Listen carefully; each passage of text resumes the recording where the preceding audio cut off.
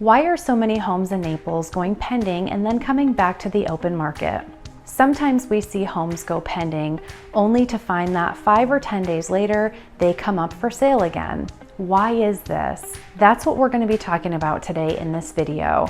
So if you are outside of the state of Florida, or maybe you're within the state of Florida and you're purchasing a home and you see these homes that go pending and come back on the market, it's important for you to be able to identify whether the home is a bust or if there's something else going on that you may be able to capitalize on.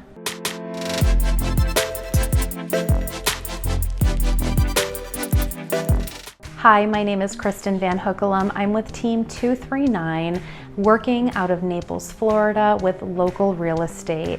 Before we get into it, I'm going to give you a little education piece. In Florida, we have two main contracts. We have a standard contract and we have an as-is contract.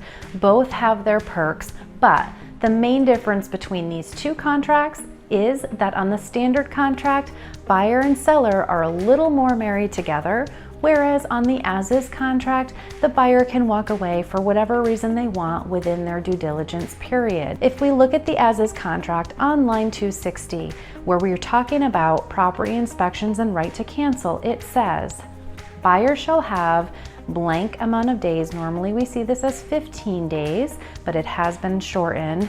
We refer to this as the inspection period or the due diligence period, within which to have such inspections of the property performed as buyer shall desire during the inspection period. If buyer determines in buyer's sole discretion that the property is not acceptable to buyer, buyer may terminate this contract by delivering written notice of such election to the seller prior to the expiration of the inspection period. If buyer timely terminates this contract, the deposit shall be returned to buyer. Thereupon, buyer and seller shall be released from further obligations under this contract. Basically, this means that the buyer can walk away and get their deposit back for any reason, and I mean any reason, that they want. Under the standard contract, the seller is agreeing upfront to fix a percentage price of the purchase price if there are items that are needing remediation that come up on the inspection report. On the as-is contract, the seller doesn't have to fix anything. So let's go back in time a few years. Back in early 2020, we were seeing a lot of sellers requesting that buyers submit their offers on as-is contracts.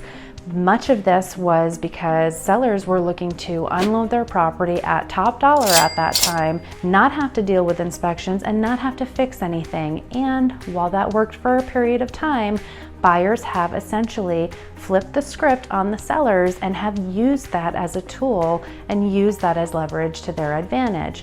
Now, fast forward to 2022, we're seeing those homes come back on the market, and here's why. I'm going to give you the top 3 reasons with scenarios as to why these homes are coming back to the market. Scenario number 1, a buyer puts an offer in on a home, goes through the inspection, and gets totally freaked out by what's written in the inspection report. Here's an example. I've seen before where the inspector has on the inspection report that grout is missing from the bathroom shower. Now, the purpose of the grout is to keep the water out so that mold doesn't get behind the shower tiles. Now, if the grout's missing, if the buyer reads the wrong way, they might get freaked out and think that there's mold behind there, or they're going to get mold behind there, and they just walk away. So that's scenario number 1. Scenario number 2 is all of those sight unseen buyers that we've all been hearing about. So you live in another state, you're looking on Zillow, you find this home, you call the agent, or you're typing in Naples, Florida, and you stumble upon some real estate website and you see this home, you call the agent and you say, hey, tell me more about this home. And then the agent goes and sees it and says, yes, this home is great. You're gonna have to put an offer in on it because it's not gonna last. And you go ahead, you put an offer in on it with a 5-day inspection period or due diligence period.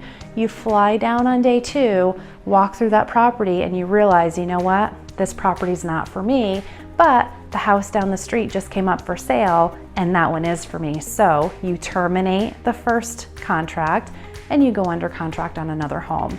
That's scenario number 2.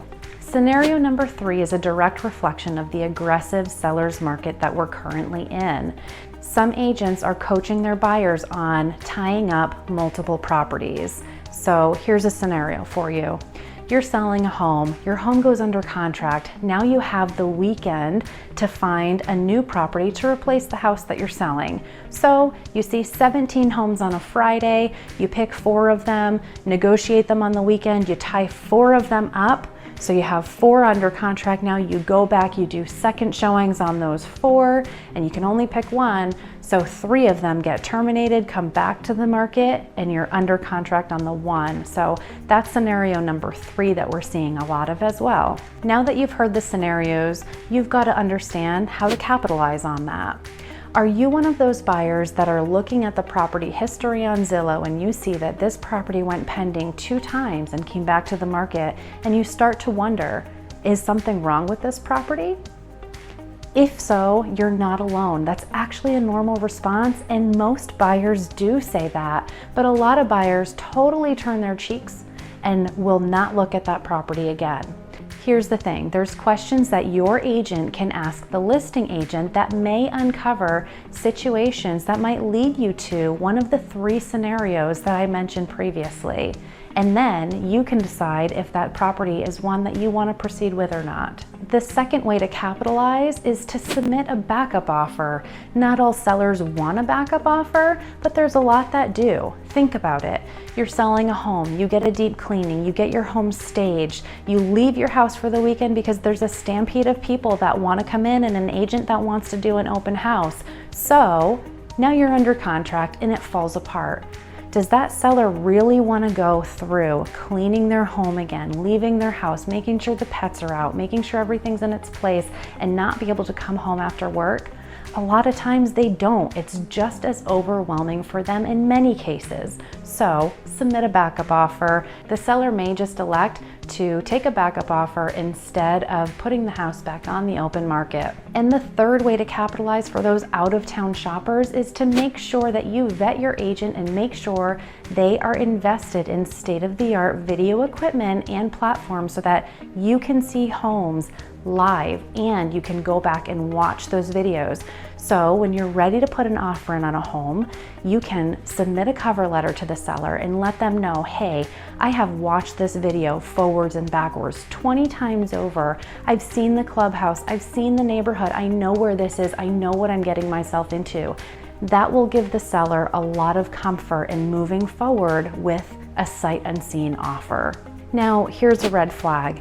If you're seeing a home and it's gone pending and then reintroduced to the market 4 and 5 times, there might be something wrong. Again, ask your agent to call the listing agent and to get information, to do a little bit of research. Remember that your agent works for you. It's okay to ask those things. You want to make sure that you have all of the information so that you can make an informed decision about your future. All right, thanks for sticking with me. I hope that you guys enjoyed this video and found it useful. Before we go, I'm gonna leave you with 3 tips. Tip number 1 is that just because a property has made it through the inspection period or due diligence period doesn't mean that it can't still come back to the market. You never know what hurdles a buyer has to go through to secure a property, whether it's pets getting approved by an HOA or maybe there's a financing contingency. Appraisals these days are hit or miss. Some appraisals are coming back way under contract price, and if the buyer doesn't have the funds to make up the difference or has an appraisal contingency, that home could come back to the market. Tip number 2, and I'm reluctantly giving this tip, however, if you feel it's in your best interest to consider waiving the inspection period, I will always defer to the customer. Now, if you are considering this on a home that's say 4 years old or newer, might be an option.